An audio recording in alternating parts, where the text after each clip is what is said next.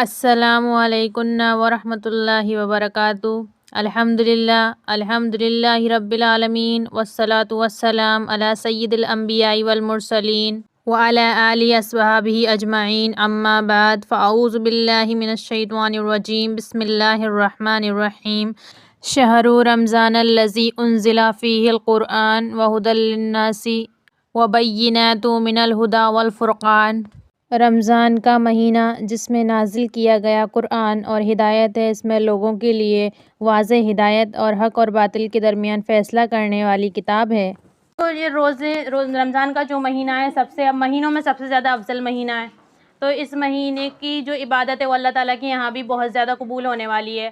اور جیسے کہ ہمیں اب رمضان کے علاوہ مہینوں میں جو عبادت کا ثواب ہمیں 10 گنا ملتا ہے، تو رمضان کے مہینے میں اس کا ہمیں کتنا ثواب ملے گا؟ 70 گنا زیادہ ثواب ملے گا اس کا ہمیں۔ دیکھو، نفل نماز بھی اگر ہم رمضان کے مہینے میں پڑھیں گے، نفل عبادت اگر ہم رمضان کے مہینے میں کریں گے تو اس کا رمضان کے مہینے میں فرض نماز کے برابر ثواب ملتا ہے، نفل نماز کا بھی۔ اور پھر فرض نماز کا کتنا ملتا ہوگا؟ جب نفل نماز کا ثواب ملتا ہے کتنا؟ فرض نماز کے برابر ثواب ملتا ہے رمضان کے مہینے میں جو ہم نفلی عبادت کرتے ہیں، اس کا ثواب ہم کو فرض کے برابر ملتا ہے۔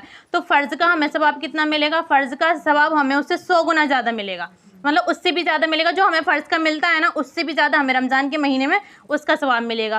دیکھو، رمضان کا مہینہ ایسا ہے کہ جس میں دیکھو جنت کے دروازے کھول دیے جاتے ہیں۔ رمضان کا مہینہ ایسا ہے کہ جس میں جہنم کے دروازے بند کر دیے جاتے ہیں۔ رمضان کا مہینہ ایسا ہے کہ جس میں شیطان کو بھی بند کر دیا جاتا ہے۔ رمضان کا مہینہ ایسا ہے جس میں توریت موسیٰ علیہ السلام پر نازل ہوئی۔ رمضان کا مہینہ ایسا ہے کہ جس میں داؤد علیہ السلام پر زبور نازل ہوئی۔ رمضان کا مہینہ ہے جس میں ہمارا قرآن آپ صلی اللہ علیہ وسلم پر نازل ہوا۔ تو رمضان کے مہینے میں ہی مکہ فتح ہوا، اور رمضان کے مہینے میں جہاد فرض ہوا، اور رمضان کے مہینے میں حضرت عائشہ صدیقہ رضی اللہ تعالی عنہ ان کا انتقال ہوا۔ انا للہ و انا الیہ راجعون۔ تو رمضان کا مہینہ اتنا مکرم اور پاک مہینہ ہے جس میں اللہ تعالیٰ نے بہت سی چیزیں ہمیں عطا کی۔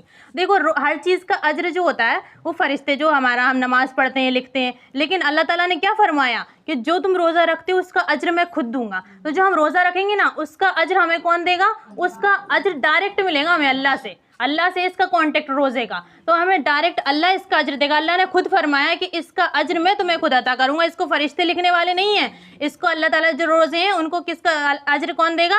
اللہ تعالیٰ ہمیں اس کا اجر عطا فرمائے گا۔ دیکھو، رمضان کے مہینے کے جو روزے ہیں وہ ہر ایک پر فرض ہیں، مسلمان عورت پر، بالغ ہو تو ہر ایک پر فرض ہے۔ ہاں، اگر کوئی اتنی ضعیف کمزور ہے، استطاعت نہیں رکھتی ہے، تو وہ کیا کرے؟ فدیہ دے، مسکین کو کھانا کھلائے۔